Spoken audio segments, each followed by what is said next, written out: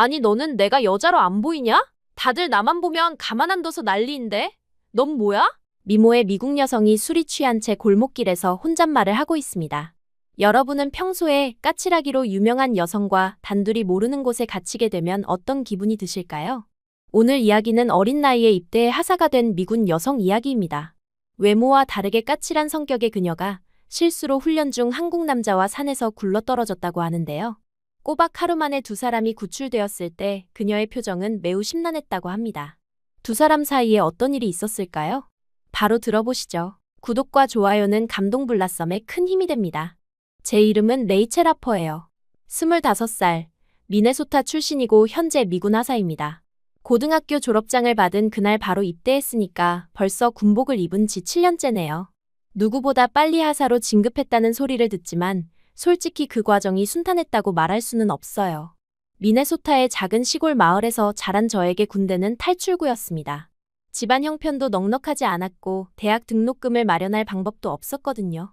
아버지는 제가 군대에 가겠다고 했을 때 여자애가 무슨 군대냐? 며 반대하셨지만 저는 이미 마음을 굳혔어요. 그때는 단순히 학비 지원 때문이었는데 지금 생각해보면 어딘가에 소속되고 싶었던 것 같습니다. 입대 첫날부터 현실은 달랐어요. 기초군사훈련소에서 만난 교관은 저를 보더니 여기 공주님 하나 왔네 라고 말했습니다. 그날부터 저는 다른 훈련병들보다 2배는 더 노력해야 한다는 걸 깨달았어요. 같은 실수를 해도 제게는 더 가혹한 질책이 떨어졌고 같은 성과를 내도 그 정도는 해야지 라는 반응뿐이었습니다. 특히 기억에 남는 건 첫 번째 부대 배치 때였어요. 텍사스의 한 보병부대였는데 저보다 나이 많은 일병들이 노골적으로 저를 무시했습니다. 하사님께서 이런 것도 못하세요? 라며 비웃는 일이 일상이었어요. 저는 그들 앞에서 울 수도 없었고 화낼 수도 없었습니다. 감정을 드러내는 순간 역시 여자는 감정적이야 라는 낙인이 찍힐 게 뻔했거든요. 그래서 더욱 차갑고 냉정하게 굴기 시작했어요. 아침 6시 기상나팔이 울리기 30분 전에 일어나서 완벽하게 정돈을 마쳤습니다. 체력 단련 시간에는 남자 병사들보다 더 많은 횟수의 팔굽혀펴기를 해냈어요. 사격훈련에서는 늘 만점을 받았고 전술훈련에서는 완벽한 팀워크를 보여주려 노력했습니다. 하지만 그럴수록 오버한다, 튀려고 한다, 는 뒷말이 따라왔어요.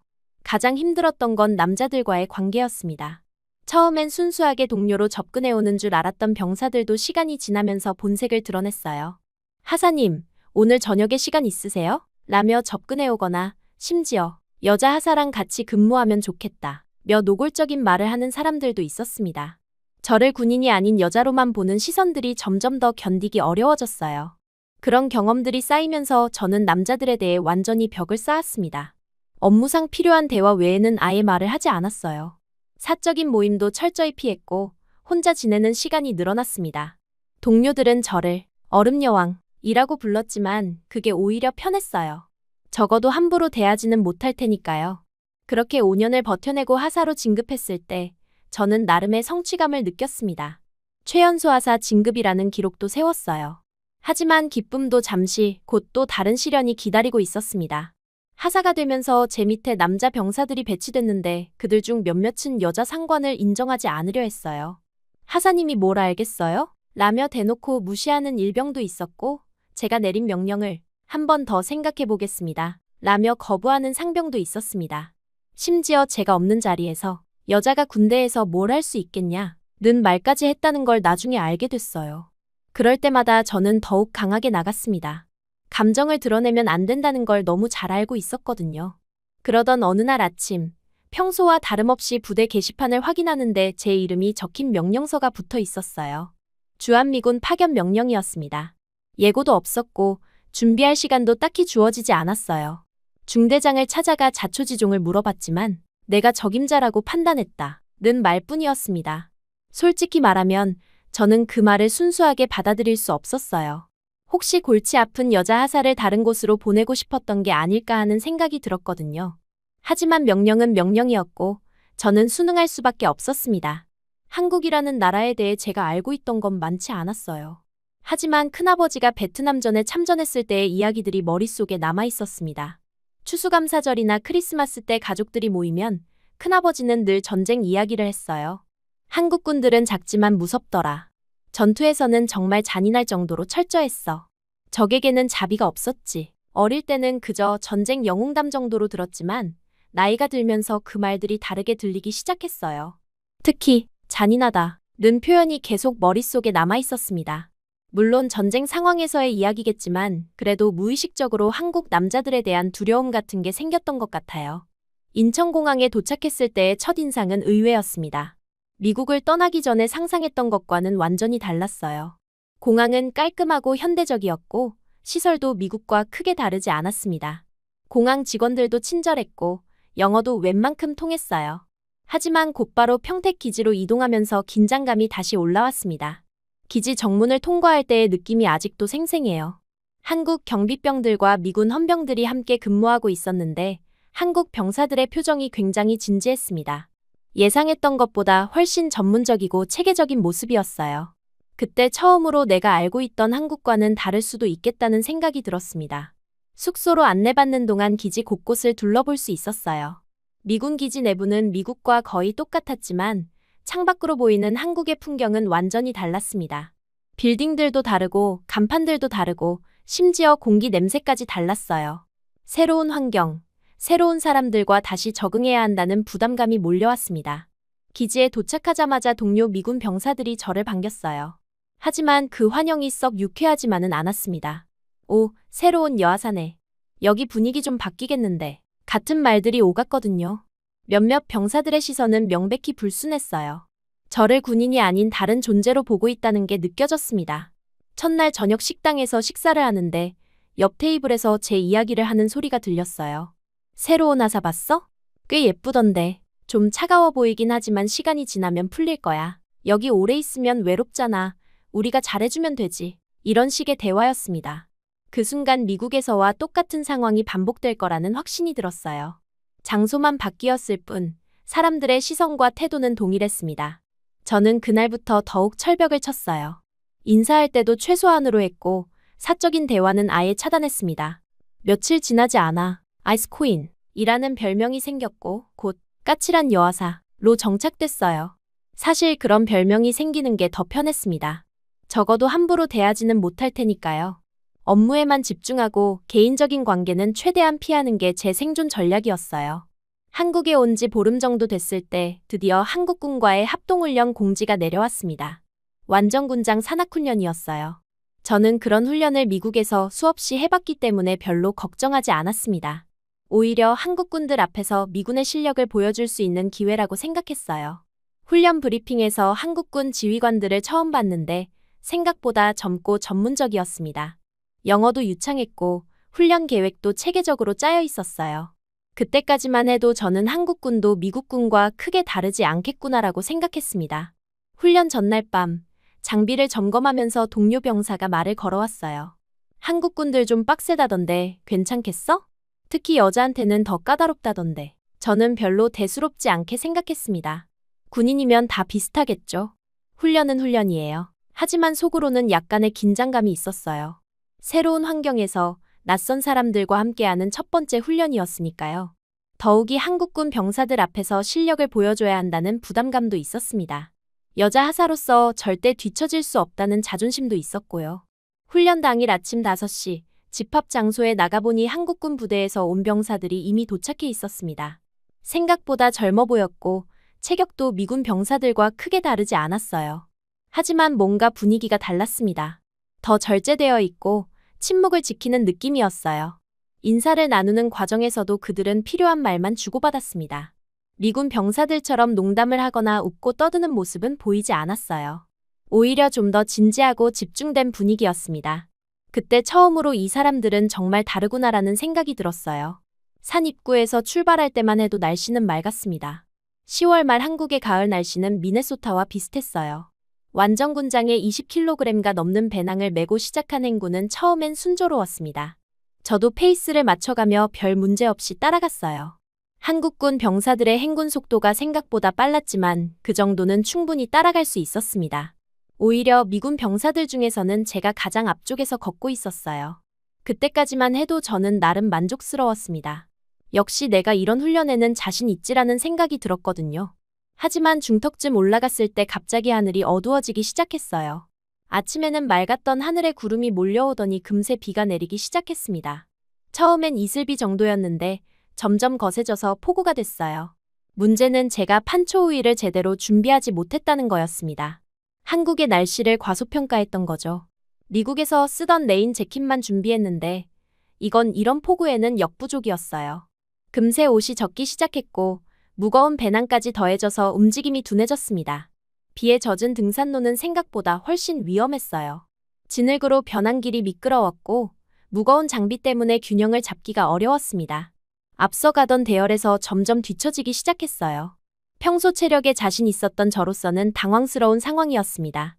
그때까지도 저는 좀 더 힘내면 따라잡을 수 있을 거야라고 생각했어요. 하사로서의 자존심도 있었고 무엇보다 한국군 앞에서 뒤처질 수는 없다는 생각이 강했습니다. 여자라는 이유로 또 한 번 무시당할 수는 없었거든요. 그래서 무리해서라도 속도를 맞추려고 했어요. 숨이 차고 다리가 떨렸지만 이를 악물고 버텼습니다. 하지만 자연은 제 의지와 상관없이 더욱 거세졌어요. 비는 더 세게 내렸고 바람까지 불기 시작했습니다. 특히 가파른 내리막길에 접어들었을 때 저는 이미 한계에 다다라 있었어요. 젖은 군화는 미끄러졌고 무거운 배낭은 저를 앞으로 끌어당겼습니다. 그 순간 발을 헛디딘 저는 그대로 미끄러져 굴러떨어지기 시작했어요. 그 찰나에 뒤에서 따라오던 누군가가 저를 잡으려고 했습니다. 한국군 병사였어요. 하지만 저를 잡으려다가 그도 함께 균형을 잃었고 결국 둘 다 함께 굴러떨어졌습니다. 가파른 비탈을 굴러 내려가면서 나무와 바위에 부딪혔어요. 정신을 잃기 직전 마지막으로 기억나는 건 제 옆에서 함께 굴러떨어지는 한국군 병사의 모습이었습니다. 그가 저를 지키려고 몸을 감싸 안으려는 것 같았지만 곧 의식을 잃었어요. 그렇게 저희 한국에서의 진짜 이야기가 시작됐습니다. 그때는 몰랐지만 그 사고가 제 인생을 완전히 바꿔놓을 거라는 걸요. 미군 하사 레이첼 하퍼로서의 삶이 끝나고 완전히 새로운 사람으로 다시 태어나게 될 운명의 순간이었습니다. 의식이 돌아왔을 때 저는 어디에 있는지조차 알 수 없었어요. 머리가 지끈거렸고 온몸이 욱신거렸습니다. 눈을 뜨자 보인 건 바위들이 만들어낸 작은 동굴 같은 공간이었어요. 어둑하고 습했지만 비는 피할 수 있는 곳이었습니다. 제 군복은 완전히 홀딱 젖어 있었고 곳곳이 찢어져 있었어요. 특히 팔 부분이 심하게 찢어져서 피부가 드러나 보였습니다. 배낭은 다행히 몸에 붙어 있었지만 가장 중요한 무전기는 어디에도 보이지 않았어요. 휴대폰도 주머니에서 사라져 있었습니다. 손목의 GPS 시계도 액정이 깨져서 작동하지 않았어요. 그때 제 뒤쪽에서 움직이는 소리가 들렸어요. 깜짝 놀라 돌아보니 한국군 병사가 벽에 기대어 앉아 있었습니다. 저와 함께 굴러떨어진 그 사람이었어요. 그는 저보다 먼저 깨어났는지 이미 상황을 파악하고 있는 것 같았습니다. 낯선 남자와 단둘이 고립된 상황에 처음엔 긴장이 확 올라왔어요. 더욱이 한국 남자에 대한 막연한 두려움도 있었고요. 하지만 그는 저를 보더니 조용히 자신이 입고 있던 판초우이를 벗어서 제게 건넸습니다. 괜찮으세요? 저는 김민재 병장입니다. 카투사예요. 그의 영어는 생각보다 유창했어요. 발음도 나쁘지 않았고 차분한 목소리였습니다. 저는 여전히 경계심을 풀지 않은 채 판초우이를 받았어요. 레이첼 하퍼 하사입니다. 미군이에요. 민재 병장은 제가 자신을 소개하자 고개를 끄덕이고는 조금 떨어진 곳으로 자리를 옮겼습니다. 저와 적당한 거리를 두면서요. 그 행동이 의외였어요. 이런 상황에서라면 보통 더 가까이 다가와도 이상하지 않을 텐데 말입니다. 밖에서는 비가 점점 더 굵게 내리고 있었어요. 처음 왔을 때보다 훨씬 거세진 소리가 들렸습니다. 바람도 함께 불어서 우리가 피해 있는 바위 틈새로도 빗물이 가끔 튀어들어왔어요. 시간이 지나면서 젖은 옷 때문에 추위가 몰려왔습니다.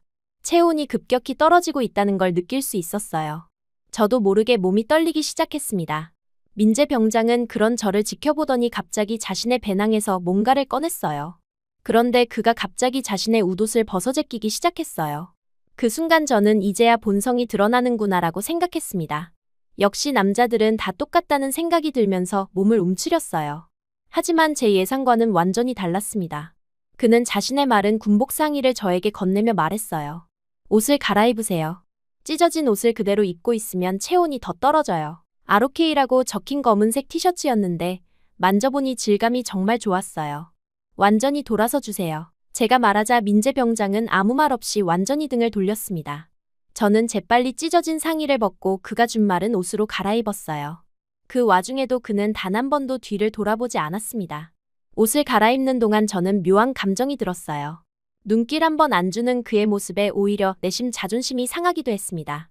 미군들과 있을 때와는 완전히 다른 긴장감이었어요. 그들은 항상 저를 의식하고 있다는 걸 노골적으로 드러냈는데 이 사람은 정반대였습니다. 더욱 이상한 건 계급 관계였어요. 저는 하사고 그는 병장, 게다가 이제 곧 전역을 앞둔 거의 일반인이나 다름없는 사람이었습니다. 분명 저보다 훨씬 낮은 계급인데 뭔지 모르는 무게감이 느껴졌어요. 그의 침착하고 안정된 모습에서 말이에요. 시간이 조금 더 흘러가자 저는 배가 급격하게 고파졌어요. 아침 일찍 출발해서 제대로 된 식사를 못했는데 이런 상황까지 겹치니까 몸이 힘들어지기 시작했습니다. 젖은 몸 때문에 추위도 계속 느껴졌어요. 굴러떨어지면서 저도 민재 병장도 어느 정도 다친 상태였어요. 저는 다리에 타박상이 있었고 그도 팔을 조금 다친 것 같았습니다. 두 사람 다 자유롭게 움직이기는 어려운 상황이었어요. 게다가 비는 계속 내리고 있었고 밖은 점점 어두워지고 있었습니다. 그때 민재 병장이 밖의 상황을 확인하러 판초우위를 입고 나가더니 잠시 후 돌아왔어요.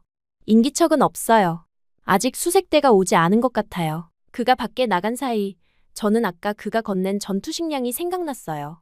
처음에는 거절했지만 이제는 정말 배가 고팠습니다. 몰래 포장을 뜯어서 한 입 먹어봤는데 정말 깜짝 놀랐어요. 밥이 이렇게 맛있는 건가 싶을 정도로 맛있었습니다. 미군 MRE와는 차원이 다른 맛이었어요. 밥도 부드럽고 촉촉했고 반찬들도 집에서 먹는 음식 같았습니다. 생각보다 훨씬 맛있어서 계속 먹게 됐어요. 그런데 갑자기 민재 병장이 웃으면서 들어왔어요. 제가 전투식량을 먹고 있는 걸 본 거죠. 부끄러워서 어쩔 줄 모르고 있는데 그는 전혀 문제없다는 듯이 작은 봉지를 하나 더 꺼내서 건넸어요. 이것도 써보세요. 맛다시라고 해요. 넣어서 먹으면 엄청 맛있어요. 한국어로 맛다시라고 하는 조미료였습니다. 처음 보는 거였지만 그가 추천하는 대로 조금 넣어서 먹어봤어요. 그 순간 정말 충격이었습니다. 이미 맛있었던 음식이 완전히 다른 차원의 맛으로 변했어요. 감칠맛이 폭발하면서 입안 가득 행복한 맛이 퍼졌습니다. 이런 맛은 처음이었어요. 그렇게 몇 시간이 지났을까요? 밖은 완전히 어두워졌고 다행히 비가 조금씩 잦아들기 시작했어요. 그때 멀리서 희미한 불빛이 보이기 시작했습니다. 손전등 불빛이었어요. 저는 급하게 뭔가 표시를 낼 수 있는 도구를 찾았지만 아무것도 없었어요. 무전기도 없고 핸드폰도 없고 호루라기조차 없었습니다. 그런데 민재 병장은 침착하게 자신의 손목 시계를 보더니 뭔가 조작하기 시작했어요. 시계에서 얇은 초록색 불빛이 나오기 시작했습니다. 그는 그 불빛을 계속해서 밖으로 향하게 하며 신호를 보냈어요. 일정한 간격으로 깜빡거리는 불빛이었습니다. 신기하게도 멀리 있던 손전등 불빛들이 점점 우리 쪽으로 모여들기 시작했어요. 민재 병장의 시계 불빛을 보고 방향을 잡은 것 같았습니다.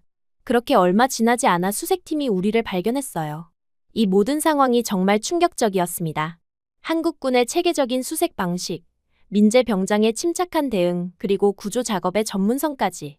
수색팀도 전부 한국 군인들이었는데 그들의 효율적인 움직임이 인상적이었어요. 그날 밤의 경험은 제게 많은 것을 깨닫게 해줬습니다. 특히 한국 군인들에 대한 편견이 얼마나 잘못된 것이었는지, 그리고 민재 병장이라는 사람이 얼마나 특별한지를 말이에요. 무엇보다 그가 저를 여자로만 보지 않고 동료 군인으로 대했다는 점이 새로웠습니다. 도움이 필요할 때는 도와주면서도 불필요한 접근은 하지 않았어요. 그런 균형과 믿는 태도가 인상적이었습니다. 군병원에 도착해서 응급처치를 받는 동안에도 저는 계속 그 일을 생각했어요. 단순한 사고였지만 제게는 많은 것을 깨닫게 해준 경험이었습니다. 특히 한국 남자에 대한 편견이 얼마나 잘못된 것이었는지 깨달았어요. 의사가 검진을 마치고 경미한 타박상 외에는 문제없다 고 했을 때 저는 안도의 한숨을 쉬었습니다. 하지만 동시에 민재 병장은 어떻게 됐을까 하는 궁금함도 들었어요.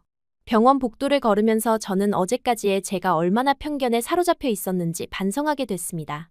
그리고 앞으로 한국에서의 생활이 제 예상과는 다를 수도 있겠다는 생각이 들었어요. 무엇보다 민재 병장에게 제대로 감사 인사를 전하지 못한 게 마음에 걸렸습니다. 그가 아니었다면 저는 정말 위험한 상황에 처했을 수도 있었거든요. 언젠가 다시 만나게 된다면 꼭 고마움을 표현하고 싶었어요. 그렇게 제 한국에서의 첫 번째 큰 사건이 마무리됐습니다. 하지만 그 사건이 가져온 변화는 이제 막 시작된 거였어요. 병원에서 이틀을 보낸 후 의사는 저와 민재 병장 모두에게 일주일간의 강제 병가를 내렸습니다. 경미한 뇌진탕과 타박상이 있으니 충분히 쉬어야 한다. 는 게 이유였어요. 솔직히 저는 빨리 부대로 돌아가고 싶었습니다. 이런 식으로 휴가를 얻는 게 마음에 들지 않았거든요. 하지만 가장 큰 문제는 휴대폰이었어요. 사고 당시 분실했던 휴대폰 때문에 아무것도 할 수 없는 상황이었습니다. 부대에 연락할 수도 없었고 필요한 업무를 처리할 수도 없었어요. 미군 기지 내에서야 공용 전화를 쓸 수 있지만 밖에서는 완전히 고립된 상태였습니다. 그때 민재 병장이 조심스럽게 말을 걸어왔어요. 병원 로비에서 퇴원 수속을 기다리는 동안이었습니다. 휴대폰 때문에 불편하시죠? 제가 도와드릴까요? 그의 제안에 처음엔 망설였어요. 낯선 사람에게 도움을 받는 게 익숙하지 않았거든요. 하지만 현실적으로 다른 방법이 없었습니다. 한국어를 전혀 못하는 상황에서 혼자 휴대폰을 개통하는 건 불가능해 보였어요. 결국 저는 그의 도움을 받아들이기로 했습니다. 정말 괜찮으시다면 감사하겠어요. 다음 날 아침, 민재 병장과 함께 평택시의 한 대형 통신사 대리점에 갔어요. 제가 상상했던 것과는 완전히 달랐습니다. 매장은 깔끔하고 현대적이었고 직원들의 응대도 매우 전문적이었어요. 미국의 통신사 매장과 비교해도 전혀 뒤떨어지지 않았습니다. 더 놀라운 건 처리 속도였어요. 서류 작성부터 개통까지 30분도 걸리지 않았습니다. 미국에서는 적어도 한두 시간은 걸렸던 일이었거든요. 직원은 영어로도 능숙하게 설명해줬고 사용법까지 친절하게 알려줬어요. 매장을 나오면서 저는 민재 병장에게 물어봤습니다. 한국은 모든 게 이렇게 빠른가요? 그는 웃으며 대답했어요. 빨리빨리 문화라고 해요. 좋은 점도 있고 나쁜 점도 있지만 편리하긴 해요. 그때 처음으로 민재 병장의 웃는 모습을 제대로 봤어요. 산에서는 긴장된 상황이었고 병원에서는 서로 어색했는데 이제야 자연스러운 모습을 보는 것 같았습니다. 생각보다 젊어 보였고 무엇보다 따뜻한 느낌이 들었어요. 대리점에서 나와 거리를 걸으면서 저는 한국의 도시 풍경에 놀랐습니다.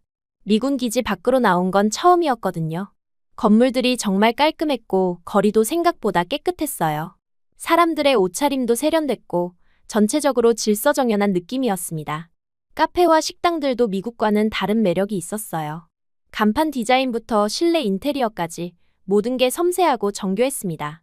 한국 사람들은 디테일을 정말 중요하게 생각하는구나 라는 생각이 들었어요. 점심시간이 되자 저는 민재 병장에게 식사를 제안했습니다. 산에서 도움을 받았고 오늘도 휴대폰 개통을 도와줬는데 아무것도 하지 않을 수는 없었어요. 제가 식사를 사겠어요. 그동안 도움을 많이 받았으니까요. 민재 병장은 처음엔 사양했지만 제가 계속 부탁하자 결국 받아들였어요. 그가 추천한 곳은 평택의 작은 한식당이었습니다. 외관은 소박했지만 들어가자마자 구수한 냄새가 코를 찔렀어요. 메뉴를 보니 전부 한글이었고 제가 아는 한국 음식이라고는 김치 정도뿐이었습니다. 민재 병장이 메뉴를 친절하게 설명해줬어요. 불고기 정식이 외국인분들이 좋아하세요. 아니면 비빔밥도 괜찮고요. 결국 불고기 정식을 주문했는데 나온 음식을 보고 깜짝 놀랐어요. 반찬이 이렇게 많이 나올 줄 몰랐거든요. 김치, 나물, 계란찜, 된장국까지. 한 사람이 먹기에는 너무 많은 양이었습니다. 민재 병장이 젓가락 사용법을 알려주며 말했어요. 처음엔 어려우실 거예요. 천천히 하세요. 실제로 젓가락질이 쉽지 않았지만 음식 맛은 정말 훌륭했습니다. 특히 불고기는 달콤하면서도 고소한 맛이 일품이었어요. 식사를 하면서 자연스럽게 대화가 이어졌습니다. 민재 병장은 서울 출신이고 대학에서 컴퓨터공학을 전공했다고 했어요. 카투사로 군복무를 하고 있지만 원래는 IT 분야에 관심이 많다고 했습니다. 전역하면 뭘 할 예정이세요? 제가 물어보자 그는 잠깐 생각한 후 대답했어요. 아직 확실하지는 않지만 프로그래밍 관련 일을 하고 싶어요. 요즘 한국도 IT 산업이 많이 발전하고 있거든요. 그의 이야기를 들으면서 저는 한국에 대한 인식이 바뀌고 있다는 걸 느꼈어요. 제가 알고 있던 한국은 여전히 발전 중인 나라 정도였는데 실제로는 훨씬 앞서 있는 것 같았습니다. 식사를 마치고 나오는데 민재 병장이 조심스럽게 물어봤어요. 시간이 되시면 커피라도 한잔 하실까요? 아직 이르니까요. 저는 망설였습니다. 이미 충분히 도움을 받았는데 더 시간을 뺏는 게 미안했거든요. 하지만 솔직히 말하면 더 이야기하고 싶었어요. 민재 병장과 함께 있으면 편안했고 한국에 대해서도 더 알고 싶었습니다. 좋아요. 근데 이번에는 제가 살게요. 우리가 간 카페는 정말 아기자기했어요. 인테리어도 예쁘고 음료 메뉴도 다양했습니다. 저는 아메리카노를 주문했고 민재 병장은 카페라테를 시켰어요. 의외로 커피 맛도 훌륭했습니다. 카페에서 더 깊은 이야기를 나눴어요. 민재 병장은 제가 미군이 된 이유를 물어봤고 저는 솔직하게 대답했습니다. 가정 형편 때문에 대학을 포기하고 군대에 왔다는 것, 그리고 지금까지의 군 생활이 쉽지 않았다는 것까지요. 그는 진지하게 들어줬어요. 중간에 끼어들거나 조언을 하려 하지 않고 그냥 묵묵히 들어줬습니다. 그런 태도가 고마웠어요. 많이 힘들었겠어요. 라고 한마디 할 뿐이었지만 그 말에 진심이 담겨 있다는 걸 느낄 수 있었습니다. 시간이 흘러 저녁때가 되자 민재 병장이 제안했어요. 저녁도 같이 드실까요? 한국 전통술도 맛보시고요. 처음엔 술까지는 부담스러웠지만 휴가 첫날이기도 하고 해서 받아들였습니다. 우리가 간 곳은 전통적인 한국식 술집이었어요. 좌식 테이블에 앉아서 마시는 방식이었습니다. 메뉴를 보니 생선구이, 전, 안주류들이 가득했어요. 민재 병장이 주문을 도와줬고 우리는 막걸리와 소주를 시켰습니다. 처음 마셔본 막걸리는 독특했어요. 달콤하면서도 시큼한 맛이 났고 알코올 도수도 생각보다 낮았습니다. 소주는 좀 더 독했지만 깔끔한 뒷맛이 인상적이었어요. 술이 들어가면서 대화도 더 자연스러워졌습니다. 민재 병장은 자신의 가족 이야기도 해줬어요. 부모님이 작은 가게를 운영하신다는 것, 여동생이 대학생이라는 것 등등. 평범한 중산층 가정의 모습이었습니다. 저도 제 가족 이야기를 했어요. 미네소타의 작은 농장에서 자란 이야기, 아버지가 반대했던 입대 이야기까지. 평소에는 절대 하지 않을 이야기들을 자연스럽게 털어놓고 있었습니다. 몇 잔 더 마시자 분위기가 한층 부드러워졌어요. 하지만 민재 병장은 끝까지 선을 지켰습니다. 술에 취해서도 과한 행동을 하지 않았고 저를 불편하게 만드는 말도 하지 않았어요. 오히려 제가 더 적극적이 되었습니다. 왜 이렇게 신사적이세요? 술도 마셨는데. 그렇게 물어보자 그는 웃으며 대답했어요. 원래 그런 성격이에요. 그리고 하사님은 존경받아야 할 분이잖아요. 그 말을 듣는 순간 제 마음에 이상한 감정이 들었어요. 그동안 만났던 남자들과는 완전히 다른 태도였습니다. 저를 여자로만 보지 않고 군인으로서 존중해주는 모습이 새로웠어요. 동시에 묘한 아쉬움도 들었습니다. 나를 여자로는 안 보는 건가? 라는 생각이 스쳐 지나갔어요. 그런 제 마음을 들킨 것 같아서 얼굴이 빨개졌습니다. 술집에서 나와 택시를 타고 기지 근처까지 왔을 때 저는 아쉬웠어요. 정말 즐거운 시간이었거든요. 오랜만에 편안하게 웃고 이야기할 수 있었습니다. 택시에서 내리기 전에 민재 병장이 말했어요. 오늘 정말 즐거웠어요. 언제든 도움이 필요하시면 연락 주세요. 그리고는 자신의 전화번호를 알려줬습니다. 그날 밤 숙소에 돌아와서도 계속 민재 병장 생각이 났어요. 그의 웃는 모습, 배려 깊은 행동들, 그리고 저를 대하는 따뜻한 태도까지. 이런 감정이 드는 게 얼마만인지 모르겠었습니다. 다음 날 아침, 저는 민재 병장에게 문자를 보냈어요. 어제 정말 고마웠어요. 오늘도 시간 되시나요? 보내고 나서 후회했습니다. 너무 적극적이었나 싶어서요. 하지만 금세 답장이 왔어요. 저도 즐거웠어요. 오늘은 서울 구경 어떠세요? 그 메시지를 보고 저는 가슴이 뛰었습니다. 이런 설렘이 얼마만인지. 그렇게 우리는 서울로 향했어요. KTX라는 고속철도를 타고 가는데 속도가 정말 빨랐습니다. 1시간도 안 되어 서울에 도착했어요. 미국에서는 상상할 수 없는 속도였습니다. 서울역에 내리자마자 저는 압도됐어요. 사람들도 많고 건물들도 높고 모든 게 역동적이었습니다. 민재 병장이 제 손을 살짝 잡고 말했어요. 사람이 많으니까 놓치지 마세요. 그 순간 제 심장이 빨리 뛰었어요. 단순히 길을 잃지 않게 하려는 배려였지만 저에게는 특별하게 느껴졌습니다. 그의 손이 따뜻했고 안전한 느낌이 들었어요. 우리는 명동, 강남, 홍대 등 서울의 여러 곳을 돌아다녔습니다. 각 지역마다 다른 매력이 있었어요. 명동은 쇼핑의 중심지였고 강남은 현대적이고 세련됐으며 홍대는 젊고 활기찼습니다. 중간중간 맛있는 음식도 먹었어요. 떡볶이, 붕어빵, 호떡 등 길거리 음식들을 처음 맛봤는데 모두 맛있었습니다. 특히 호떡은 달콤하고 따뜻해서 정말 좋았어요. 하루 종일 돌아다니면서 민재 병장의 다른 면들도 볼 수 있었어요. 길을 잃었을 때는 침착하게 방향을 찾았고 제가 피곤해하면 자연스럽게 쉴 곳을 찾아줬습니다. 제 페이스에 맞춰주면서도 지루하지 않게 해줬어요. 저녁 무렵 한강에 도착했을 때 해가 지고 있었어요.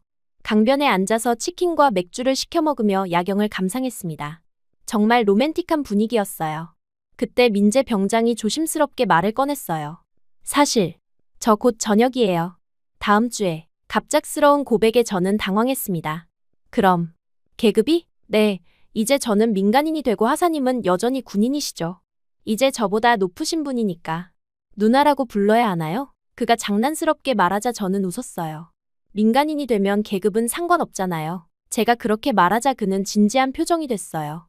그럼, 레이첼이라고 불러도 될까요? 제 이름을 부르는 그의 목소리가 특별하게 들렸어요. 그 순간 분위기가 묘해졌습니다. 한강의 야경을 배경으로 우리는 서로를 바라봤어요. 그리고 자연스럽게 키스가 이어졌습니다. 부드럽고 따뜻한 키스였어요. 짧은 순간이었지만 제 마음에 큰 파장을 일으켰습니다. 키스가 끝나고 우리는 잠시 침묵했어요. 민재가 먼저 말을 꺼냈습니다. 죄송해요. 너무 갑작스러웠나요? 저는 고개를 저었어요. 아니에요. 좋았어요. 그날 밤 기지로 돌아오면서 저는 완전히 다른 사람이 된 기분이었어요. 가슴이 계속 뛰었고 민재 생각으로 머릿속이 가득했습니다. 이런 감정이 사랑인지는 확실하지 않았지만 분명한 건 그를 다시 보고 싶다는 거였어요.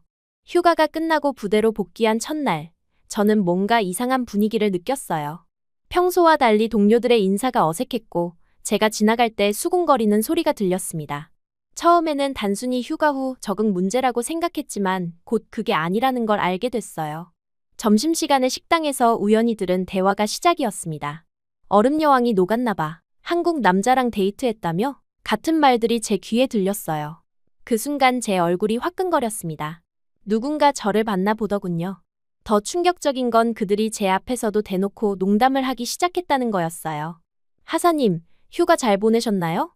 한국 문화 체험도 하시고? 라며 의미심장한 웃음을 지었습니다. 그동안 저를 무서워하던 병사들이 갑자기 이런 태도를 보이는 게 당황스러웠어요. 첫 번째 큰 충격은 훈련 지시를 했을 때였습니다. 평소 같으면 즉시 따랐을 명령에 대해 존슨 일병이 뜸을 들이며 말했어요. 하사님, 정말 지금 해야 하나요? 좀 피곤한데. 그의 말투에는 명백한 도전 의식이 담겨 있었습니다. 일병, 명령은 명령이야. 즉시 실행해. 제가 단호하게 말하자 그는 코웃음을 쳤어요. 네네, 알겠습니다. 하사님. 그 하사님이라는 말에 들어있던 조롱 섞인 어조를 저는 놓치지 않았습니다. 다른 병사들도 마찬가지였어요. 평소에는 제 말 한마디에도 긴장하던 그들이 이제는 대충 대답하거나 심지어 뒤에서 웃기까지 했습니다. 아까 하사님 표정 봤어? 진짜 당황하더라. 는 소리까지 들렸어요. 그날 저녁, 저는 제 방에서 혼자 상황을 정리해봤습니다. 무엇이 잘못된 걸까요? 단순히 한국인 남자와 시간을 보냈다는 것만으로 이렇게 무시받아야 하는 건가요? 더욱 억울한 건 아무 잘못도 하지 않았다는 거였습니다. 다음 날부터 상황은 더욱 악화됐어요. 아침 점호에서 제가 지시사항을 전달하는데 몇몇 병사들이 딴청을 피우고 있었습니다. 집중해 라고 말하자 윌슨 상병이 대답했어요. 아, 죄송해요. 다른 생각을 하고 있었네요. 그 다른 생각이 무엇인지는 뻔했습니다. 제 사생활에 대한 추측과 소문들이었어요. 그들은 더 이상 저를 두려워하지 않았고 오히려 약점을 잡았다는 듯이 행동했습니다. 체력 단련 시간에는 더욱 심각한 일이 벌어졌어요. 평소보다 강도 높은 훈련을 지시했는데 노골적으로 불만을 표시하는 병사들이 있었습니다. 왜 갑자기 이렇게 빡세게 하는 거야? 라며 투덜거렸어요. 불만 있으면 말해. 제가 그렇게 말하자 데이비스 이병이 손을 들었습니다. 하사님, 최근에 좀 예민해지신 것 같은데. 무슨 일 있으세요? 그의 질문에는 분명한 도발이 담겨 있었어요. 저는 참았습니다. 감정적으로 반응하면 그들의 말이 맞다고 인정하는 꼴이 될 테니까요. 개인적인 감정과 업무는 별개야. 훈련 계속해. 라고 차갑게 대답했어요. 하지만 속으로는 분노가 치밀어 올랐습니다. 그들이 저를 우습게 본다는 게 느껴졌거든요. 그동안 쌓아온 권위가 하루아침에 무너지는 기분이었어요. 일주일이 지나자 더욱 심각한 문제들이 나타나기 시작했습니다. 제가 내린 업무 지시에 대해 정말 필요한 일인가요? 라고 되묻는 병사들이 생겼어요. 예전 같으면 절대 상상할 수 없었던 일이었습니다. 특히 윌리엄스 병장과의 갈등이 심해졌어요. 그는 저보다 나이가 많았지만 계급은 낮은 상황이었는데 최근 들어 제 명령에 대해 노골적으로 불만을 표시했습니다. 하사님, 이 방식보다는 제가 아는 다른 방법이 더 효율적일 것 같은데요. 병장, 지시받은 대로 하면 돼. 제가 단호하게 말하자 그는 어깨를 으쓱했어요. 네, 알겠습니다. 하지만 책임은 하사님이 지셔야겠네요. 그 말투에서 조롱이 느껴졌습니다. 더욱 당황스러웠던 건 다른 부서와의 협업에서도 문제가 생겼다는 거예요. 평소 저와 잘 지내던 타부서 하사들도 미묘하게 달라진 태도를 보였습니다. 직접 뭔가 말하지는 않았지만 예전만큼 진지하게 받아들이지 않는다는 느낌이 들었어요. 상황이 더욱 악화된 건 2주 후였습니다. 정례회의에서 소대장이 저를 따로 불렀어요. 대위의 표정이 심각했습니다. 하사, 최근 부대 분위기가 좀 이상하다는 보고가 있어. 제 가슴이 쿵 내려앉았어요. 어떤 면에서 말씀이십니까? 대위는 잠시 망설이더니 말했습니다. 병사들 사이에서 내 권위에 의문을 제기하는 소리가 나오고 있어. 그리고 사적인 일로 감정적이 됐다는 얘기도 있고. 그런 일은 없습니다. 제가 단호하게 말하자 대위는 고개를 끄덕였어요. 나도 그럴 거라고 생각해. 하지만 지휘관으로서는 확인해봐야 할 의무가 있어. 혹시 개인적인 문제가 업무에 영향을 주고 있는 건 아니지? 그 질문이 저에게는 치명타였습니다. 제가 가장 중요하게 생각했던 프로페셔널리즘의 의문을 제기당한 거였어요. 절대 그런 일은 없습니다. 제가 감정적으로 판단을 흐린 적은 없어요. 알겠어. 하지만 앞으로 더 주의해야 할 것 같아. 특히 병사들 관리 부분에서. 대위의 말은 사실상 경고였습니다. 제 리더십에 문제가 있다는 뜻이었어요. 그날 밤 저는 잠을 이룰 수 없었습니다. 7년 동안 쌓아온 제 커리어가 흔들리고 있다는 생각에 두려웠어요. 더욱 화가 났던 건 이 모든 일의 시작이 단순히 한국인 남자와 시간을 보냈다는 것뿐이라는 거였습니다. 다음 날부터 저는 더욱 엄격해졌어요. 사소한 실수도 용납하지 않았고 규정을 철저히 지키도록 했습니다. 하지만 그럴수록 병사들의 반발은 더 거세졌어요. 하사님 요즘 너무 빡빡하지 않아요? 라는 말이 공공연하게 나왔고 심지어 예전이 나았다 는 소리까지 들렸습니다. 그 말이 가장 상처였어요. 예전에 차가운 저를 그리워한다는 뜻이었으니까요. 한 달이 지나자 상황은 더욱 심각해졌어요. 제가 내린 지시에 대해 재검토가 필요하다 며 상부에 건의하는 병사까지 나타났습니다. 이전 같으면 상상도 할 수 없는 일이었어요. 마침내 터질 일이 터졌습니다. 분대장 회의에서 중대장이 저에게 직접적인 질문을 던진 거예요. 하사, 최근 리더십에 문제가 있다는 보고가 계속 올라오고 있어. 감정적으로 통제가 안 되는 리더가 과연 적합한가 하는 의구심도 있고. 그 말을 듣는 순간 저는 머릿속이 하얘졌어요. 제가 가장 자신 있어 했던 부분을 정면으로 공격당한 기분이었습니다. 중대장님, 저는 항상 감정을 통제하며 업무에 임해왔습니다. 그런데 왜 병사들이 내 권위에 의문을 제기하고 있지? 그리고 최근 들어 과도하게 엄격해졌다는 말도 있어. 중대장의 목소리에는 실망감이 묻어 있었어요. 더 나은 부대를 만들기 위해서입니다. 제가 그렇게 대답하자 중대장은 고개를 저었어요. 하사, 리더십이라는 건 단순히 엄격함으로 만들어지는 게 아니야. 신뢰와 존경을 바탕으로 해야 해. 그 말이 제 가슴을 찔렀습니다. 제가 지금까지 믿어온 리더십 방식에 대한 근본적인 의문이 들었어요. 정말 저는 신뢰와 존경을 받는 리더였을까요? 아니면 그저 계급과 규정에 의존한 권위주의자였을까요? 회의가 끝나고 제 사무실로 돌아와서 저는 깊은 고민에 빠졌습니다. 나는 진짜 군인이 맞나? 아니면 그저 계급으로 권위를 세우고 있었던 걸까? 이런 생각들이 머릿속을 떠나지 않았어요. 더욱 괴로웠던 건 이 모든 상황의 원인이 민재와의 만남이라는 거였습니다. 그와 함께했던 시간들은 정말 행복했는데 그것이 제 커리어를 망치고 있다는 생각에 혼란스러웠어요. 그날 저녁, 저는 민재에게 연락을 했습니다. 그동안 부대 상황 때문에 제대로 연락하지 못했는데 더 이상 혼자서는 견딜 수 없었어요. 시간 괜찮으시면 만날 수 있을까요?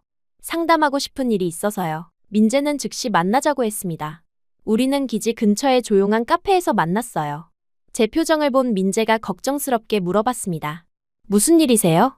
많이 힘들어 보이시는데. 저는 그동안 겪었던 모든 일들을 털어놓았어요. 동료들의 조롱, 무너진 권위, 상관들의 질책까지. 말하는 동안 눈물이 날 것 같았지만 참았습니다. 군인이 이런 모습을 보여서는 안 된다고 생각했거든요. 민재는 조용히 들어준 후 말했어요. 정말 힘드셨겠어요. 하지만 레이첼 씨가 잘못한 건 하나도 없어요. 그의 말에 저는 고개를 저었습니다. 아니에요. 제가 감정적이 됐나 봐요. 프로답지 못했어요. 그게 아니에요. 민재가 제 손을 잡으며 말했습니다. 레이첼 씨는 사람이에요. 사람으로서 행복할 권리가 있어요. 그런데 왜 군복 때문에 그 권리를 포기해야 해요? 그 말이 제 마음을 울렸어요. 지금까지 저는 군인이기 전에 사람이라는 걸 잊고 살았던 것 같았습니다. 하지만 제 커리어보다 중요한 게 있어요. 레이첼 씨 자신이요. 민재는 계속해서 말했어요. 군복을 벗어도 당신은 강한 사람이에요. 제가 산에서 본 레이첼 씨는 계급 때문에 강한 게 아니었어요. 그 자체로 강한 사람이었어요. 정말 그럴까요? 제가 불안하게 물어보자 민재는 확신의 찬 목소리로 대답했어요. 당신이 어떤 길을 가도 나는 응원할 거예요. 군인으로서든 민간인으로서든 당신은 당신이니까요. 그 말을 듣는 순간 제 마음 한편이 무너져 내렸어요. 지금까지 제가 받아온 평가와 인정은 모두 하사 레이첼에게 주어진 것들이었습니다. 하지만 민재는 사람 레이첼을 보고 있었어요. 처음으로 계급이 아닌 사람으로서 위로받는 감각이었습니다. 그동안 얼마나 외로웠는지 그제야 깨달았어요. 군복 속에 숨어서 진짜 저는 어디에 있었던 걸까요? 카페를 나와 기지로 돌아가는 길에 저는 많은 생각을 했습니다. 정말 이 길이 제가 원하는 길일까요? 아니면 다른 선택지는 없는 걸까요? 그런 질문들이 머릿속을 맴돌았어요. 그날 밤 숙소에 돌아와서 저는 제 군복을 바라봤습니다. 7년 동안 제 정체성이었던 그 옷이 갑자기 무겁게 느껴졌어요. 과연 이것이 진짜 저일까요? 거울 앞에 서서 군복을 입은 제 모습을 봤습니다. 계급장, 부대 마크, 각종 배지들. 모든 것이 제가 쌓아온 커리어의 증거였어요. 하지만 그 속에서 진짜 레이첼은 보이지 않았습니다. 천천히 군복 상의를 벗었어요. 그리고 침대 옆 의자에 조심스럽게 걸어놓았습니다. 그 순간 이상한 해방감이 들었어요. 오랫동안 짊어지고 있던 무거운 짐을 내려놓은 기분이었습니다. 속옷 차림으로 거울을 다시 봤을 때 처음으로 사람 레이첼이 보였어요. 25살의 평범한 여자, 사랑에 빠진 여자, 꿈과 고민이 있는 여자. 그동안 군복 속에 숨겨뒀던 진짜 제 모습이었습니다. 그날 밤 저는 결심했어요. 군대가 아닌 제 자신만의 삶을 살아보자고. 물론 당장 전역할 수는 없지만 적어도 군복에만 의존하지 않는 저만의 정체성을 찾아보자고 마음먹었습니다. 민재가 전역한 후 우리의 만남은 더욱 자유로워졌습니다. 계급의 제약이 사라지자 진짜 연인 같은 느낌이 들기 시작했어요. 처음에는 부대 밖에서만 만날 수 있어서 답답했지만 오히려 그게 저에게는 새로운 세상을 열어준 기회가 됐습니다. 민재와 함께 한국 사회를 경험하면서 저는 놀라운 것들을 많이 발견했어요. 무엇보다 사람들의 배려가 인상적이었습니다. 지하철에서 자리를 양보하는 모습, 식당에서 반찬을 무료로 계속 제공하는 문화, 그리고 길을 물어보면 직접 데려다주는 친절함까지. 미국에서는 경험할 수 없었던 따뜻함이었어요. 특히 한국의 빨리빨리 문화가 주는 효율성에 감탄했습니다. 배달 음식은 30분 안에 도착했고 은행 업무는 대기 시간 없이 처리됐어요. 모든 것이 체계적이고 신속했습니다. 동시에 세심한 배려도 잃지 않았어요. 음식점에서는 물과 반찬을 먼저 내어주고 택시 기사분들은 목적지까지 가는 최적의 길을 찾아주셨습니다.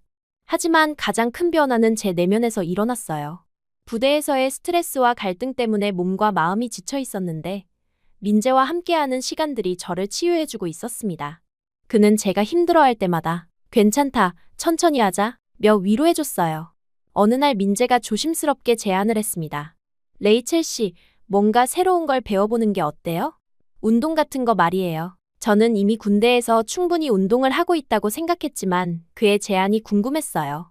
어떤 운동을 말하는 거예요? 필라테스는 어때요? 한국에서 요즘 인기가 많아요. 몸의 균형을 잡아주고 마음의 안정에도 도움이 된다고 해요. 필라테스라는 단어는 들어봤지만 제대로 해본 적은 없었습니다. 민재의 추천으로 평택의 한 필라테스 스튜디오에 등록했어요. 처음 가본 날, 저는 그곳의 분위기에 놀랐습니다. 군대의 체력 단련과는 완전히 달랐어요. 조용하고 차분한 음악이 흘렀고 사람들의 표정도 평온했습니다. 강사님은 30대 중반의 여성이었는데 제가 미군이라는 걸 알고도 전혀 어색해하지 않았어요. 오히려 군인이시면 기초 체력이 좋으실 테니 금방 늘으실 거예요. 라며 격려해 주셨습니다. 첫 수업은 정말 신선했어요. 군대에서 하는 운동은 힘과 지구력 위주였는데 필라테스는 정확한 자세와 호흡에 집중했습니다. 처음에는 쉬워 보였지만 막상 해보니 생각보다 어려웠어요. 특히 코어 근육을 사용하는 동작들이 힘들었습니다. 하지만 수업이 끝나고 나면 몸이 개운했어요. 군대 훈련 후의 피로감과는 완전히 달랐습니다. 몸은 물론이고 마음까지 가벼워지는 느낌이었어요. 이런 운동이 있다는 걸 왜 몰랐을까 싶었습니다. 한 달 정도 다니자 강사님이 저를 따로 불러서 말씀하셨어요. 레이첼 씨, 정말 소질이 있으시네요. 자세도 빨리 교정되고 동작 이해도도 높아요. 혹시 강사 과정에 관심 있으세요? 그 제안에 저는 깜짝 놀랐습니다. 제가요? 강사를요? 네, 요즘 외국인 강사에 대한 수요가 늘고 있어요. 특히 군 경력이 있으시니까 체계적으로 가르치실 수 있을 것 같아요. 강사님의 말에 저는 새로운 가능성을 봤어요. 그날 저녁 민재에게 그 이야기를 했더니 그는 정말 기뻐했습니다. 정말 좋은 기회네요. 레이첼 씨한테 딱 맞는 것 같아요. 그의 격려가 저에게 용기를 줬어요. 강사 자격증 과정은 생각보다 까다로웠습니다. 해부학, 운동생리학, 필라테스 이론 등 배워야 할 것들이 많았어요. 특히 한국어로 된 전문 용어들이 어려웠습니다. 민재가 옆에서 도와주지 않았다면 포기했을지도 몰라요. 이건 척추 기립근이에요. 이렇게 외우면 돼요. 민재는 저를 위해 용어 정리 노트까지 만들어줬습니다. 해부학 그림도 그려주고 이해하기 쉽게 설명도 해줬어요. 그의 헌신적인 도움 덕분에 저는 빠르게 실력을 늘릴 수 있었습니다. 공부하는 과정에서 저는 제 몸에 대해 더 많이 알게 됐어요. 군대에서는 단순히 강해지는 것만 중요했는데 필라테스는 균형과 조화를 추구했습니다. 약한 부분을 강화하고 긴장된 부분을 이완시키는 것이 목표였어요. 무엇보다 마음의 변화가 컸습니다. 부대에서의 스트레스로 항상 긴장되어 있던 제가 점점 평온해졌어요. 필라테스를 하는 시간만큼은 계급도, 갈등도, 걱정도 모두 잊을 수 있었습니다. 6개월의 과정을 마치고 자격증을 취득했을 때 저는 정말 뿌듯했어요. 군대 밖에서 제 능력으로 뭔가를 성취한 것은 처음이었습니다. 그동안 군인 레이첼만 있었는데 이제 필라테스 강사 레이첼도 생긴 거였어요. 첫 수업을 맡게 됐을 때는 정말 떨렸습니다. 학생들 대부분이 저보다 나이가 많은 한국 여성들이었거든요. 처음에는 외국인 강사에 대해 의구심을 가지는 분들도 있었어요. 하지만 수업이 시작되자 분위기가 바뀌었습니다. 군대에서 배운 체계적인 접근법과 정확한 자세 교정이 호평을 받았어요. 선생님은 정말 전문적이시네요. 라는 말을 들을 때마다 자신감이 생겼습니다. 특히 제가 영어로 해부학적 설명을 해주면 학생들이 신기해했어요. 이 근육은 영어로 뭐라고 하나요? 라고 물어보시는 분들도 있었습니다. 제 이중 언어 능력이 장점이 된 거였죠. 몇 달 지나자 제 수업이 인기를 끌기 시작했어요. 입소문이 나면서 수강생들이 늘어났고 스튜디오 원장님도 만족해하셨습니다. 레이첼 선생님 덕분에 스튜디오가 유명해졌어요. 라고 말씀하시기도 했어요. 무엇보다 학생들과의 관계가 즐거웠습니다. 처음에는 단순히 운동을 가르치는 것이라고 생각했는데 시간이 지나면서 그들의 삶의 이야기도 듣게 됐어요.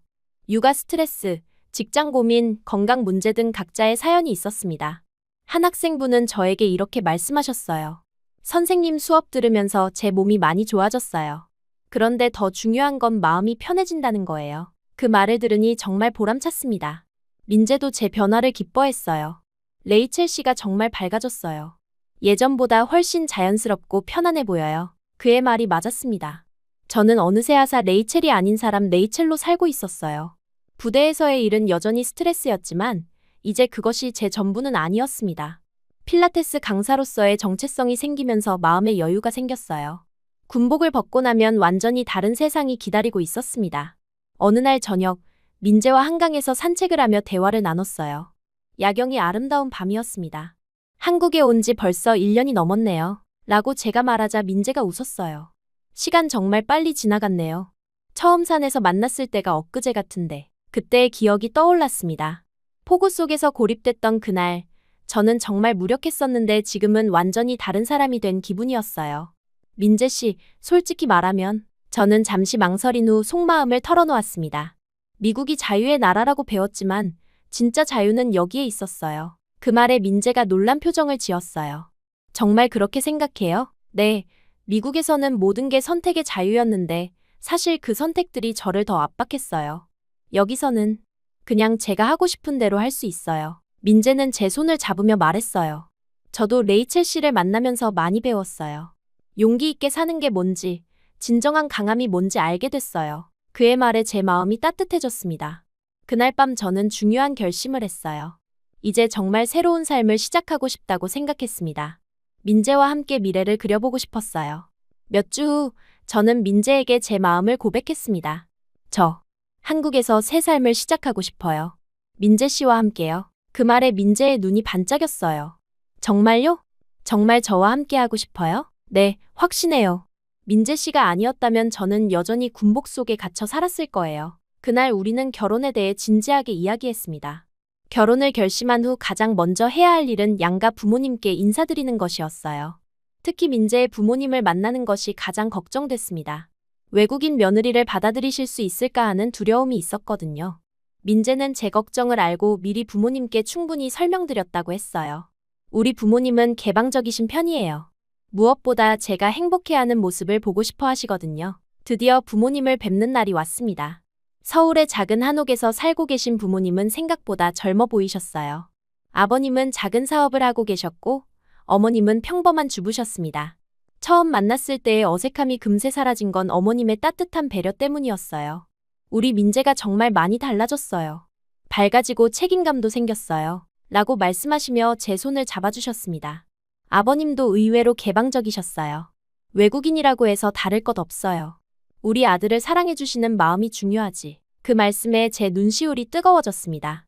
어머님이 직접 준비해주신 한정식을 먹으면서 가족의 따뜻함을 느꼈어요.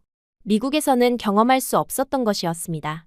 여러 세대가 함께 둘러앉아 음식을 나눠 먹으며 이야기하는 문화가 너무 좋았어요. 레이첼 씨, 한국 음식은 입에 맞나요? 어머님의 질문에 저는 정말 맛있다고 대답했어요. 실제로 어머님이 만드신 음식은 제가 먹어본 한국 음식 중 가장 맛있었습니다. 아버님은 제 미래 계획에 대해서도 관심을 보여주셨어요. 필라테스 강사라. 요즘 인기 있는 직업이죠. 젊은 사람들 건강에 도움이 되는 일이니 보람도 있을 것 같고요. 그날 저녁 부모님 댁에서 하룻밤을 머물렀는데 어머님이 제 방에 와서 조용히 말씀하셨어요. 민재가 레이첼 씨 만나고 정말 달라졌어요. 감사해요. 그 말에 저는 울컥했습니다. 어머님, 오히려 제가 감사해요. 민재 씨 덕분에 제가 새로운 삶을 살 수 있게 됐어요. 그럼 서로 고마운 사이네요. 앞으로 우리 가족이 되는 거니까 편하게 생각하세요. 다음 날 아침, 어머님이 준비해주신 아침 식사를 먹으며 저는 정말 가족이 된 기분이었어요. 어머님은 제가 좋아할 만한 음식들을 미리 준비해 두셨고, 아버님은 제 한국어 실력을 칭찬해 주셨습니다. 부모님께 인사를 마치고 돌아오는 길에 민재가 말했어요. 부모님이 정말 좋아하시네요. 처음 보는 사람한테 이렇게 따뜻하게 대하시는 건 처음 봐요. 저도 정말 감동받았다고 대답했어요. 이제 제 부모님께도 알려야 할 시간이었습니다. 미네소타의 부모님께 국제전화를 걸어 결혼 계획을 말씀드렸어요. 처음에는 놀라셨지만 제가 행복해한다는 걸 아시고 축하해 주셨습니다. 한국 남자와 결혼한다고. 정말 신중하게 생각한 거니? 아버지의 걱정 섞인 목소리가 들렸어요. 네, 아빠. 정말 좋은 사람이에요. 저를 소중하게 생각해줘요. 어머니는 더 현실적인 질문을 하셨어요. 언어 문제는 괜찮겠니? 문화 차이도 클 텐데. 벌써 1년 넘게 함께 지내면서 많이 적응했어요. 오히려 여기서가 더 편해요. 부모님은 제 목소리에서 확신을 느끼셨는지 결국 축복해 주셨어요. 내가 행복하면 우리도 행복하다. 언젠가 그 남자친구도 만나보고 싶구나. 부모님의 지지를 받으니 마음이 한결 가벼워졌습니다. 결혼 준비가 본격적으로 시작됐어요. 한국식 결혼 문화를 배우는 것도 흥미로웠습니다. 패백, 한보내기, 예복 등 모든 것이 새로웠어요. 민재가 하나하나 설명해주며 함께 준비했습니다. 그런데 결혼 준비가 한창 진행되던 어느 날, 정말 예상치 못한 일이 벌어졌어요. 제가 예전 부대에서 함께 일했던 중대장이 한국을 방문한다는 연락이 온 거였습니다. 그분은 이미 전역해서 민간인이 된 상태였는데 개인적인 여행차 한국에 온다고 했어요. 레이첼, 한국에 있는 동안 만날 수 있을까? 이야기하고 싶은 게 있어서 그런 메시지를 받았습니다. 솔직히 말하면 만나고 싶지 않았어요. 그분은 제가 가장 힘들었던 시기에 저에게 실망감을 표했던 사람이었거든요. 하지만 예의상 거절할 수도 없었습니다. 민재에게 그 이야기를 하자 그는 걱정스러운 표정을 지었어요. 괜찮으시겠어요? 힘든 기억이 떠오르실 수도 있을 텐데. 괜찮아요. 이제는 그런 일로 흔들리지 않아요. 하지만 속으로는 떨렸습니다. 과연 그분이 저를 만나러 온 이유가 뭘까요? 혹시 제 결혼 소식을 듣고 뭔가 말하려는 건 아닐까요? 그런 걱정들이 머릿속을 맴돌았어요. 그렇게 제 새로운 삶의 과거의 그림자가 다시 나타났습니다. 하지만 이제 저는 예전의 레이첼이 아니었어요. 충분히 강해졌고 제 선택에 확신이 있었습니다. 예전 중대장과의 만남이 며칠 앞으로 다가왔을 때 저는 예상보다 훨씬 긴장하고 있다는 걸 깨달았어요. 밤에 잠을 제대로 못 이룰 정도였습니다. 민재가 그런 제 모습을 보고 걱정했지만 저는 괜찮다고 말했어요. 하지만 속으로는 과거의 상처가 다시 떠오르고 있었습니다. 드디어 만나는 날이 왔어요. 장소는 서울의 한 조용한 카페였습니다. 제가 도착했을 때 그분은 이미 와서 기다리고 계셨어요. 저녁 후 민간인 복장을 한 모습이 낯설었지만 여전히 군인다운 자세를 유지하고 계셨습니다. 레이첼, 와줘서 고마워. 그분의 첫 인사는 예상보다 부드러웠어요. 예전처럼 딱딱하지 않았습니다. 안녕하세요, 중대장님. 저도 자연스럽게 계급으로 부르게 됐어요. 이제 민간인이니까 그냥 이름으로 불러도 돼. 데이비드라고 해. 그의 말에 저는 조금 당황했습니다. 예전에는 상상할 수 없었던 일이었거든요. 처음 몇 분간은 서로 어색했어요. 안부를 묻고 근황을 전하는 평범한 대화였습니다. 그분은 제가 필라테스 강사를 하고 있다는 걸 이미 알고 계셨어요. 소문 들었어. 새로운 일을 시작했다며? 잘하고 있다고 하던데. 네, 다행히 잘 적응하고 있어요. 제 대답에 그분은 고개를 끄덕이셨습니다. 그런데 표정이 점점 진지해지더니 갑자기 조용히 말을 꺼내셨어요. 레이첼, 사실 너에게 사과하러 왔어. 그 말에 저는 깜짝 놀랐습니다. 전혀 예상하지 못했던 말이었거든요. 사과요? 그분은 잠시 머뭇거리시더니 천천히 이야기를 시작하셨어요. 그때 내 부대에서 일어났던 일들. 사실 진실을 알게 됐어. 내가 원인이 아니었어. 제 가슴이 두근거리기 시작했어요. 무슨 말씀이세요? 여성 상관을 고립시키기 위해 꾸며진 내부 갈등이었어. 주동자는 윌리엄스 병장이었어. 그놈이 다른 병사들을 선동해서 내 권위를 떨어뜨리려고 한 거였지. 그 순간 제 머릿속이 하얘졌어요. 윌리엄스 병장. 그 이름이 떠오르자 모든 퍼즐이 맞춰지기 시작했습니다. 그가 유독 저에게 반항적이었던 이유, 다른 병사들이 갑자기 저를 무시하기 시작한 이유가 모두 설명됐어요. 그 주동자는 이미 본국으로 송환됐고 지금은 정직 처분을 받고 있어. 군사재판도 받을 예정이야. 데이비드의 목소리에는 분노가 섞여 있었습니다. 저는 말을 잇지 못했어요. 그동안 제가 느꼈던 모든 감정들이 한꺼번에 밀려왔습니다. 억울함, 분노, 자책감. 모든 것이 사실은 조작된 상황이었다는 거였어요. 레이첫, 정말 미안해. 내가 상황을 제대로 파악하지 못했어. 내가 감정적이라고, 리더십에 문제가 있다고 말한 것. 정말 잘못된 판단이었어. 그분의 목소리가 떨리고 있었습니다. 그때서야 제 눈에서 눈물이 흘러내렸어요. 그동안 참아왔던 모든 감정이 터져나오기 시작했습니다. 수치심, 분노, 억울함, 외로움, 그리고 안도감까지. 당신은 옳았어, 레이첼. 당신은 당신 그대로 옳았어. 그 말을 듣는 순간 제 가슴 깊은 곳에서 억눌렸던 울음이 터져나왔어요. 카페에서 소리내어 울 수는 없어서 최대한 참으며 눈물만 흘렸지만 마음속에서는 오랫동안 쌓여있던 모든 것들이 해소되고 있었습니다. 내가 더 세심하게 살펴봤어야 했는데. 정말 미안해. 내가 얼마나 힘들었을지. 데이비드도 눈시울을 붉히며 말했어요. 저는 한참 후에야 겨우 말을 할 수 있었습니다. 고마워요. 이 말을 들려주셔서 정말 고마워요. 그 말밖에는 할 수 없었어요. 내가 한국에서 새로운 삶을 시작한다고 들었어. 정말 잘된 일 같아. 넌 충분히 행복할 자격이 있어. 그분의 진심 어린 축복이 제 마음을 더욱 따뜻하게 만들었습니다. 그날의 만남은 저에게 정말 큰 의미였어요. 그동안 제가 스스로를 의심하며 괴로워했던 모든 시간들이 잘못된 것이었다는 걸 확인할 수 있었습니다. 저는 정말로 아무 잘못이 없었던 거였어요. 민재에게 그 이야기를 했을 때 그는 정말 기뻐했습니다. 다행이에요. 이제 정말 마음 편하게 새 출발할 수 있겠네요. 그의 말이 맞았어요.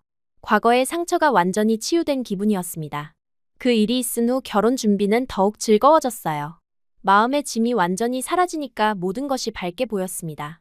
드레스를 고르고 예식장을 정하고 하객들을 초대하는 모든 과정이 행복했어요. 결혼식 날이 다가오면서 뜻밖의 소식들이 들려왔습니다. 예전 부대의 동료들 중 몇몇이 축하 메시지를 보내온 거였어요. 심지어 저를 괴롭혔던 병사들도 사과의 메시지를 전해왔습니다. 존슨 일병은 이런 메시지를 보냈어요. 하사님, 그때 정말 죄송했습니다. 사실을 몰랐어요. 행복하게 사세요. 그런 메시지들을 받으며 저는 진정한 용서를 할 수 있었습니다. 결혼식 당일, 저는 정말 행복했어요. 민재의 부모님은 저를 진짜 딸처럼 대해주셨고, 제 부모님도 미국에서 와서 축복해주셨습니다. 두 가족이 만나는 모습을 보니 정말 감동적이었어요. 특히 민재의 어머님이 저에게 해주신 말씀이 기억에 남아요. 이제 우리 딸이야. 레이처이 아니라 우리 하나. 그때 저는 한국 이름을 얻었습니다. 하나라는 이름이었어요. 하나라는 이름이 어떤 의미예요? 제가 물어보자 어머님이 웃으며 대답해 주셨어요. 하나 되었다는 뜻이야. 우리 가족과 하나가 되었다는 의미지. 그 순간 저는 정말 이 가족의 일원이 된 기분이었습니다. 결혼 후 저는 김하나라는 새로운 이름으로 필라테스 클래스를 열었어요. 하나 필라테스라는 스튜디오였습니다. 한국 이름을 갖게 되니까 더욱 한국 사회에 속한 느낌이 들었어요. 스튜디오는 예상보다 훨씬 성공적이었습니다. 제가 미군 출신이라는 독특한 이력과 체계적인 교육 방식이 입소문을 탔어요. 한국 TV 프로그램에서도 외국인 필라테스 강사로 소개되기도 했습니다. 무엇보다 학생들과의 관계가 깊어진 게 좋았어요. 단순히 운동을 가르치는 것을 넘어서 그들의 삶에 긍정적인 영향을 주고 있다는 실감이 났습니다. 선생님 덕분에 몸도 마음도 건강해졌어요. 라는 말을 들을 때마다 보람을 느꼈어요. 민재는 IT 회사에서 프로그래머로 일하면서 제 일을 적극적으로 도와줬어요. 스튜디오 홈페이지를 만들어주고 온라인 예약 시스템도 구축해줬습니다. 정말 든든한 남편이었어요. 결혼 1년 후 저에게 가장 큰 기쁨이 찾아왔습니다. 임신 소식이었어요. 처음 검사 결과를 확인했을 때의 그 감동을 잊을 수 없어요. 민재와 함께 병원에서 초음파 사진을 보며 눈물을 흘렸습니다. 임신 기간 동안 저는 새로운 경험들을 많이 했어요. 한국의 전통적인 태교 문화를 배우고 시어머님께서 해주시는 미역국을 먹으며 건강을 챙겼습니다. 민재는 임신부 요가 강사 자격까지 따서 저를 도와줬어요.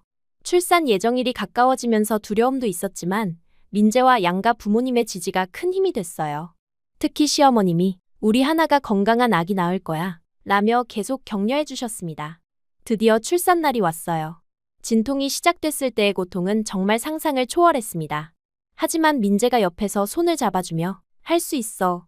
우리 하나는 강한 사람이야. 라고 말해주니까 힘이 났어요. 몇 시간의 진통 끝에 아기가 태어났습니다. 처음 들은 아기 울음소리에 저는 감격의 눈물을 흘렸어요. 간호사가 깨끗하게 씻긴 아기를 제 품에 안겨주었을 때 세상 모든 것이 다 행복했습니다. 건강한 딸이에요. 의사 선생님의 말에 민재가 기뻐서 눈물을 흘렸어요. 저희 부부는 딸이길 바랐거든요. 작고 예쁜 얼굴을 한 우리 딸을 보니 정말 신기했습니다. 민재가 감격에 겨워 제 손을 잡으며 말했어요. 여보, 우리 딸이 당신처럼 강했으면 좋겠어요. 그 말에 저는 웃으며 대답했습니다. 민재, 이제 우리 모두를 구한 사람이 된 거야. 그 말은 정말 진심이었어요. 제가 산에서 굴러떨어졌을 때 민재가 저를 구해줬고, 제가 부대에서 힘들어할 때도 그가 저를 구해줬습니다.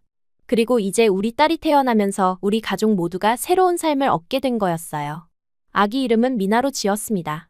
민재의 민자와 제 한국 이름 하나의 하자를 합친 이름이었어요. 시아버님이 두 사람의 사랑이 하나로 합쳐진 이름이라며 정말 좋아하셨습니다. 산후조리원에서 보낸 2주가 정말 행복했어요. 매일 미나를 보며 모유 수유를 하고 민재와 함께 아기를 돌보는 법을 배웠습니다. 처음에는 서툴렀지만 점점 엄마가 되어가는 제 모습이 신기했어요.